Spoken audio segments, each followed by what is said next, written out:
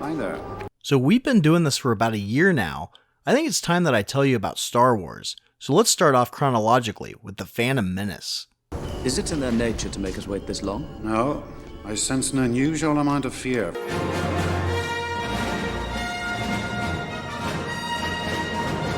I have a bad feeling about this.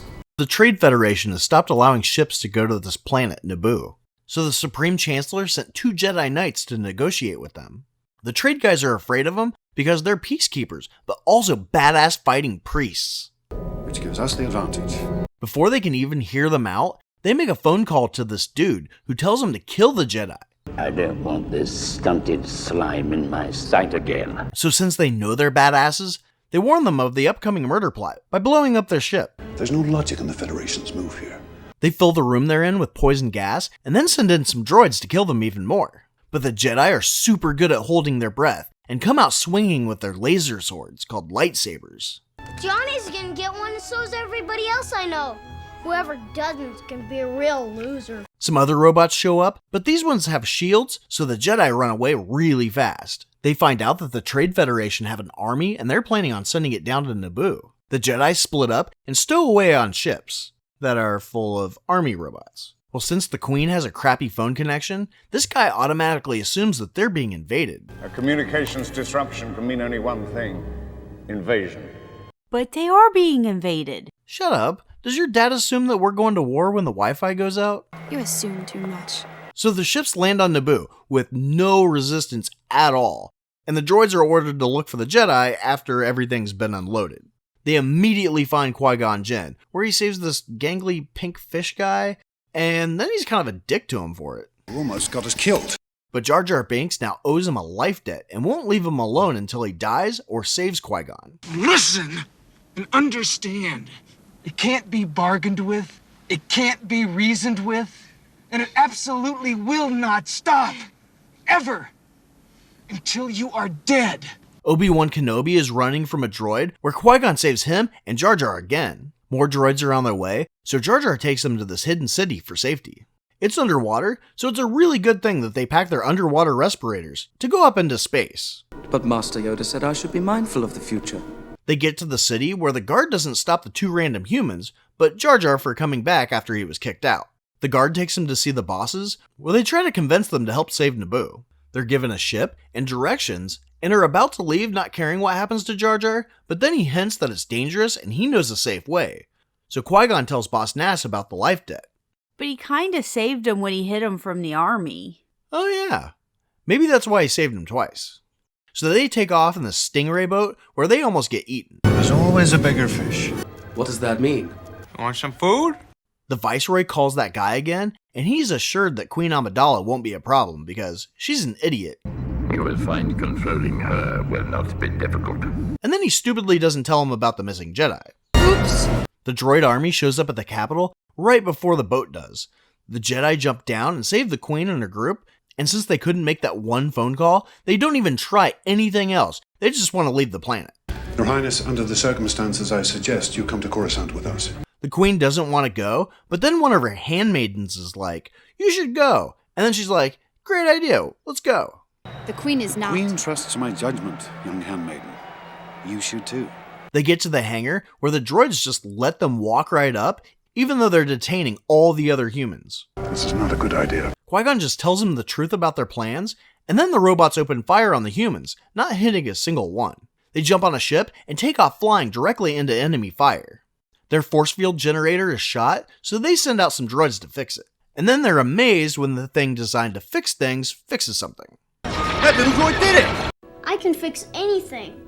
Well, their hyperdrive is busted, so they can't get to where they want to go, so they have to land on this other planet for repairs.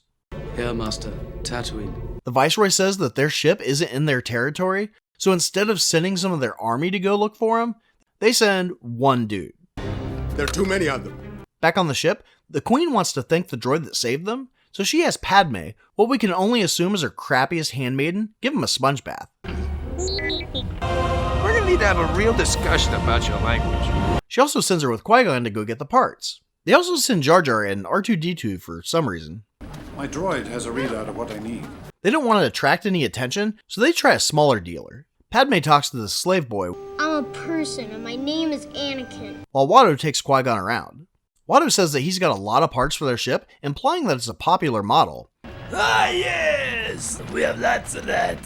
But then also says that he's the only one who has what they need. And no one else has a T-14 hyperdrive, I promise you that. He also won't take the kind of money that they have, and they don't even try any other shops or try to exchange their currency.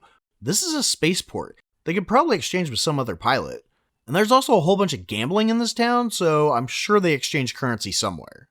But a sandstorm is coming, so Anakin offers to let them hunker down in his hovel. He pulls Padme into his room to show her a droid he built, leaving the rest with his mother, who hasn't even processed all this yet. The Turbo Man action figure with the arms and legs that move, and the realistic voice activator that says 5 different phrases, including... What do you mean, naked? Accessories sold separately, batteries not included. They find out that this city is ruled by gambling, so they decide to let Anakin race for them and bet their ship as collateral. Qui-Gon tells his mom that he's proud of him, and she tells him that Anakin doesn't have a father, like Jesus. My mother sculpted me from clay, and I was brought to life by Zeus. Well, that's neat. Anakin then fires up his pod racer for the first time. You don't even know if this thing's gonna run. But claims it's the fastest ever built. It's working! It's working! Watto is sure that this other racer, Sebulba, will win, so Qui-Gon bets the pod racer that he doesn't own versus Anakin's freedom. We should not have made this bargain. Despite them being in front of a crowd, Sebulba sabotages Anakin's racer and then tells him he wants to kill him. Padme tells Qui-Gon that she's against all of this, and he tells her to shut up. How? The race starts, and all of the racers start killing each other for like the longest race ever. We don't have time for this, Captain. So after Anakin wins, Watto wants to back out of the deal, but Qui-Gon says he'll take it up with the local gangsters. He then frees Anakin and takes him with him. Bye. They're running to the ship for no reason, and then this bad guy Darth Maul shows up to fight him. They fight for a few seconds, and Qui-Gon jumps on the ship as it takes off. Anakin Skywalker, meet Obi-Wan Kenobi. How old are you anyways? 5. 5? You wipe your own ass then? Yes. You do, good job. That's cool. They make it to Coruscant, where they meet with Senator Palpatine and the Supreme Chancellor. Palpatine convinces the Queen that they need to vote out the Supreme Chancellor and elect a stronger one. She calls for a vote when she should have just said, "Hey dipshit, why don't you just ask the 2 Jedi you sent to negotiate what happened?" That is something I cannot do. But no, they call for a vote not knowing if it'll go their way or not. Instead of acting as witnesses to the invasion that they're reporting to the Senate, the Jedi just go see their council. It was a Sith Lord. I do not believe the Sith could have returned without us knowing. Palpatine gets nominated, but the Queen is impatient and goes back to Naboo. Please, Your Majesty, stay here where it's safe. The council decides that Anakin will not be trained as a Jedi. When someone makes a promise, they definitely should keep it. But Qui-Gon insists that he's the chosen one. He is the chosen one. They tell him that they're going to protect the Queen as she goes home, instead of stopping her from being an idiot. Why would they do that? Couldn't they just make her stay? Well, they really want to find out who Darth Maul is because they're afraid he might be a Sith, so they're going to use the Queen as bait to figure it out. Impossible. The Sith have been extinct for a millennium. She then tells him her plan of using the Gungan army to fight for her. You mean with them? No, see, they don't have an army, so she's basically asking the bosses to send their people to fight for people they hate. We shall no like the Naboo. Padme also reveals herself to be the real Queen. A surprise, to be sure, but a welcome one. The battle is a diversion, so they can sneak in the city. There is a possibility with this diversion, many Gungans will be killed. We shall not think so. So the 2 armies meet on a default Windows background screen, and the Gungans just wait for the robots to unload their ships instead of just opening fire. Steady, steady. The people break into the city, and Anakin is told to hide in the ship, but he sees destroyers coming for Padme, and he starts pushing buttons in the cockpit. But he saves them. He also must have hit autopilot because he just takes off. Well, Anakin just goes ahead and stays in the battle by the Trade Federation ship, where he finally learns how to fly his fighter. Now this is pod racing. Darth Maul shows up, and the Jedi fight him. Obi-Wan gets separated from them, but that doesn't really matter because Darth Maul heads down this hallway with multiple laser doors. Why would they have laser doors? I have no idea what these doors do. But all at once, the Gungans and the humans all get caught by robots. Oops, this is not good.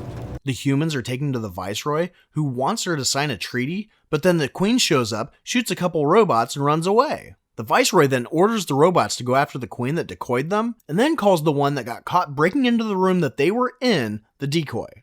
Are you ever not going to fall for that? They then grab guns and hold the Viceroy hostage. Now where would they get guns? Don't you know? Every throne has a secret gun stash in case of invasion. I mean, if someone were to invade Buckingham Palace, Queen Elizabeth would be mowing them down with an AK. It's the truth. Anakin gets shot down into the ship, but he powers it back up and starts shooting random crap and happens to hit the batteries that blow up the whole ship completely by accident. You catch on pretty quick. The other pilots realize that they were useless. We didn't hit it! And the Gungans are saved. The laser doors open, and Qui-Gon and Darth Maul start fighting again. The last door closes on Obi-Wan, and he gets to watch his master get stabbed. I don't think so. No one can kill a Jedi. The doors open again, and now it's his turn to try not to die. So there's a bunch of kicking and flipping, but Obi-Wan ends up falling off a ledge. And Darth Maul just looks at him like, heh heh heh, I've got the high ground, what are you gonna do? Looks pretty bad. And it's a good thing that Qui-Gon's lightsaber didn't roll off when he got stabbed, because Obi-Wan uses it when he jumps back up and cuts Darth Maul in half. That's why he appears to have such quick reflexes. Well, Qui-Gon is alive enough to make Obi-Wan promise to train Anakin, because he thinks he's the chosen one. Space Jesus. Exactly. Back on Naboo, they tell the Viceroy that he's in trouble, and he just goes somewhere. Well, that is why we must not fail to get the Viceroy. Everything depends on it. Palpatine apparently got the Supreme Chancellor gig, which is useless to her now, but good for him. How do you get so lucky? And Obi-Wan's been promoted to Jedi Knight. But Yoda's not happy about his choice for Padawan, but they know he would just train him anyway behind their back. We will watch your career with great interest. They hold a unity celebration between the Gungans and the Nabooites? Nabooians? Nubian! And the Queen gives Boss Nass one of those sciencey things that you get at Spencer Gifts. You know, the ones that like make your hair stand up. Now, I get Anakin not saying this before the battle, but now that he's personally saved the entire planet, I don't think it would be too much for him to ask the Queen to free his mom. We owe you everything, Annie. So that was episode 1, and I hope you liked it, because we've got 8 more to go. You are in big doo-doo this time. If we don't subscribe, they will crush us, grind us into tiny pieces, and blast us into oblivion. Why do I sense we've picked up another pathetic life form?